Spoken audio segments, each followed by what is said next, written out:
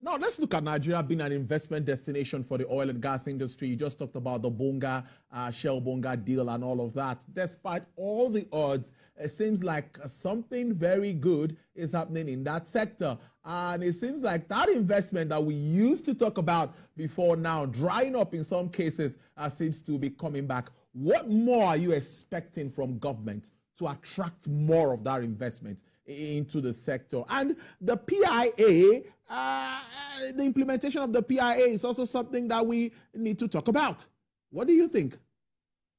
Interesting. Yeah, I think government should just continue this current trajectory, do more around reducing theft.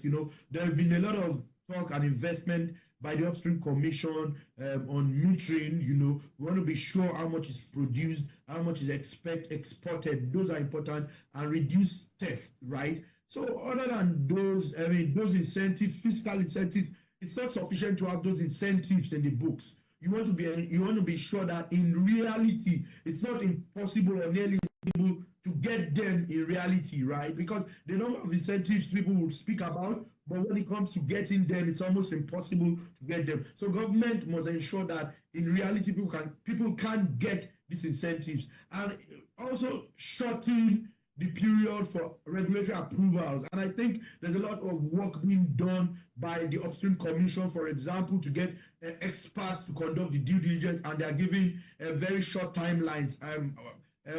Interestingly, I worked on the Ajip Oando deal. I worked on the due diligence with my team, and it was an opportunity to look at how things are done and to ensure that it could be done speedily, and we're able to close out speedily. So once government continues to do what it's currently doing with the presidential initiatives, I think that we'll continue to see, there'll be challenges, particularly because of energy transition and all of that. But you see that even some of the international oil companies, the Totals of this world, the Shells of this world, are even running back their transition plans and even say, okay, you know what, we will continue to make money from hydrocarbons, maybe do more gas, but rolling back all that race to completely phase out hydrocarbons is now reducing. So it's an opportunity for us. What happened with the Russia-Ukraine war? If there's such an opportunity to be able to sell our gas, we need to continue to work on infrastructure now so that we can get more investment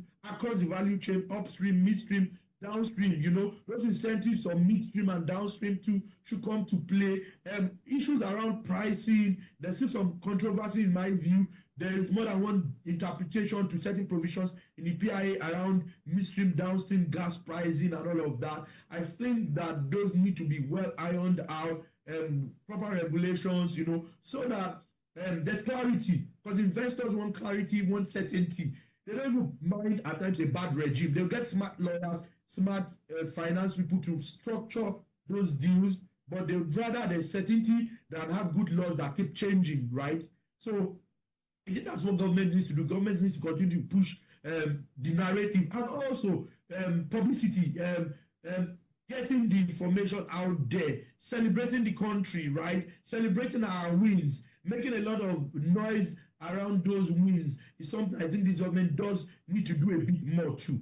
Otherwise, I'd say kudos to a large extent, at least for oil, gas, and oil and gas specifically.